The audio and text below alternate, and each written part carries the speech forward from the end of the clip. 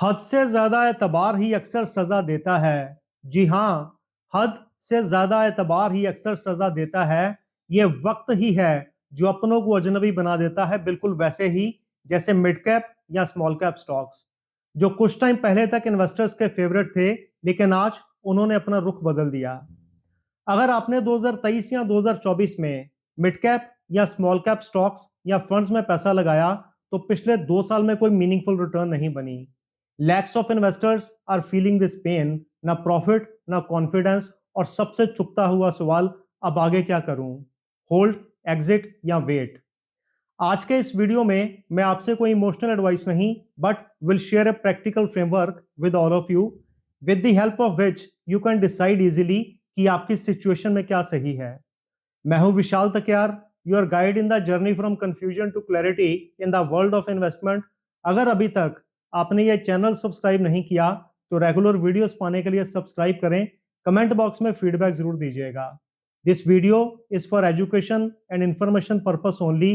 Please consult your financial advisor before investing. 2023 से early 2024 तक market में क्या हुआ? There was a historic rally in the mid cap and small cap stocks. जो stocks normally धीरे चलते थे, रॉकेट की तरह भागे, और उसके पीछे 3 बड़े कारण। पहला, फियर ऑफ मिसिंग आउट।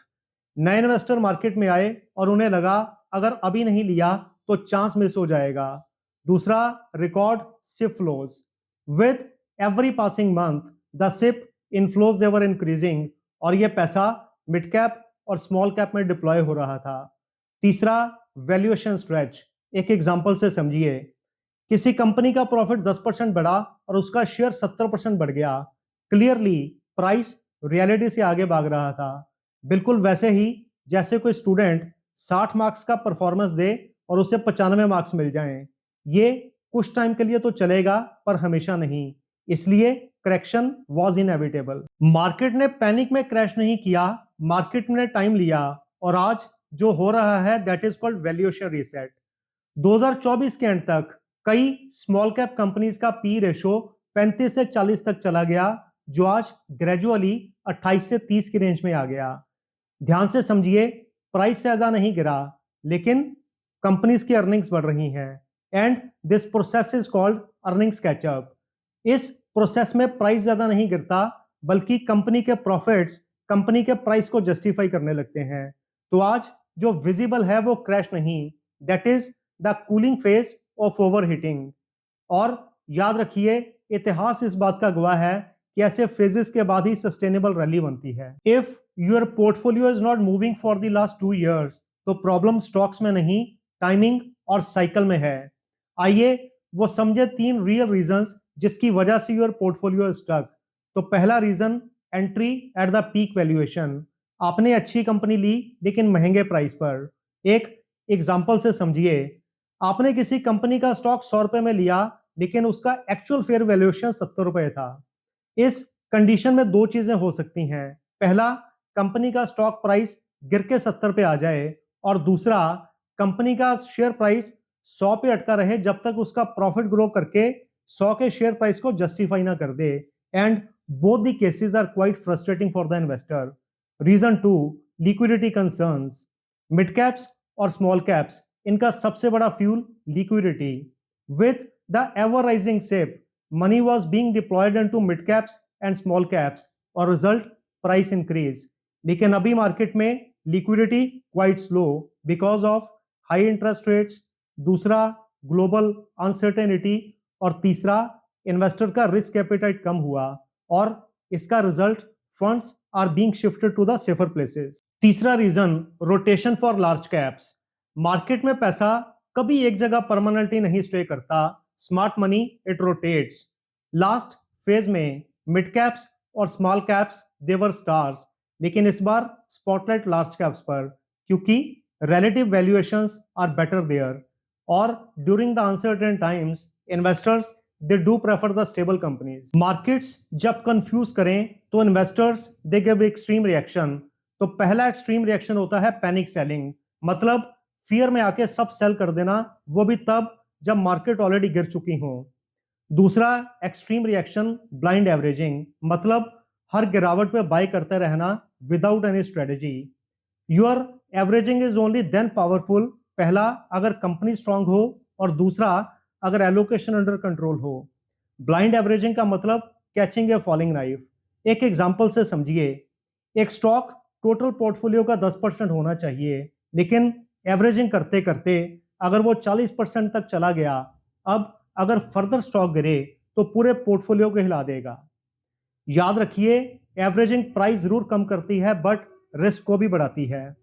तीसरा पैनिक रिएक्शन, टोटल इनएक्शन, मतलब कुछ ना करना, सिर्फ ऐप खोलना, पोर्टफोलियो देखना और बंद कर देना, ना कोई रिव्यू और ना ही रीबैलेंसिंग। एक एग्जांपल से समझिए, इन्वेस्टर इज अवेयर कि उसके पोर्टफोलियो में there are certain stocks which are overvalued, there are certain stocks जिनका business model is weak but still he scared of taking a decision.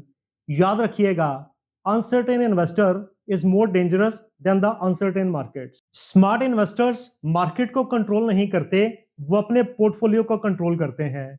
During the market correction, they don't panic, they do refer to a checklist और उनकी checklist का सबसे पहला question position sizing. इसका मतलब mid caps and small caps आपके total portfolio का कितने परसेंट एलोकेशन, अगर तो ये एलोकेशन 40 से 60%, मतलब आधे से ज्यादा पोर्टफोलियो हाई रिस्क जोन में। तो during the market correction pain is natural, तो यहां सबसे बढ़िया स्ट्रेटेजी रीबैलेंसिंग। अब अगर टोटल एलोकेशन 15 से 25%, तो ये हेल्दी एलोकेशन, मतलब रिस्क अंडर कंट्रोल। तो यहां सबसे बढ़िया स्ट्रेटेजी पेशेंस, बिकॉज आपके पोर्टफोलियो का बेस स्टेबल। चेकलिस्ट का दूसरा rule, time horizon. Mid caps and small caps they are not for the quick profit, they do touch the patience. Historically इनका पूरा साइकिल 3 से 5 साल का। अगर आपने इसमें 1 साल के लिए इन्वेस्ट किया और मार्केट साइडवेज हो गया, तो प्रॉब्लम मार्केट नहीं, प्लानिंग मिसमैच का। याद रखिए, mid caps and small caps, it is a marathon not a sprint. Checklist का तीसरा रूल, क्वालिटी वर्सेस मोमेंटम, और यह सबसे इंपॉर्टेंट चेक, आपने अच्छी कंपनीज ली या सिर्फ ट्रेंडिंग स्टॉक्स। करेक्शन में सब गिरते हैं बट रिकवरी के टाइम सिर्फ क्वालिटी उठती है। एक एग्जांपल से समझिए, दो कंपनीज 40% गिरी, company A strong balance sheet, company B weak fundamentals. अब रिकवरी के टाइम सबसे पहले कौन उठेगा? Obviously company A. A good business is just like a rubber ball, it rebounces after falling. लेकिन एक वीक बिजनेस शीशे की तरह गिर के टूट जाएगा। आप थ्योरी समझ ली, चलिए देखते हैं what can be best action in the case of real investor. तो एग्जांपल 1, इन्वेस्टर ए। इस इन्वेस्टर ने पीक पे इन्वेस्ट किया, लेकिन इसका एलोकेशन सिर्फ 20% था और टाइम होराइजन 5 साल, मतलब पोर्टफोलियो का बेस स्टेबल था। यहां ideal strategy patience. Example 2, investor B. और यह केस बड़ा ही रिस्की, क्योंकि यहां allocation 50%, time horizon short term, stress very high क्योंकि गोल्स और पोर्टफोलियो का मिसमैच। यहां आइडियल स्ट्रेटेजी ग्रेजुअल रीबैलेंसिंग, मतलब एक ही दिन में सब सेल नहीं करना, ग्रेजुअल एलोकेशन को रिड्यूस करना और सेफर एसेट में शिफ्ट करना। तीसरी एग्जांपल इन्वेस्टर सी, और यह सबसे डेंजरस, सिर्फ हाइप स्टॉक्स लिए without understanding the business fundamentals, और करेक्शन के बाद ये स्टॉक्स रिकवर नहीं करते, रिप्लेस हो जाते हैं। और यहां ideal strategy portfolio quality reassessment.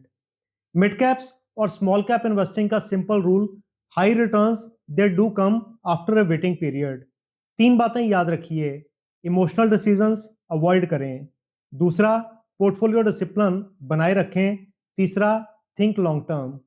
In case if you feel stuck in the mid caps and small caps, तो याद रखिएगा, सिचुएशन टेम्पररी हो सकती है बट एक गलत डिसीजन ये परमानेंट हो सकता है।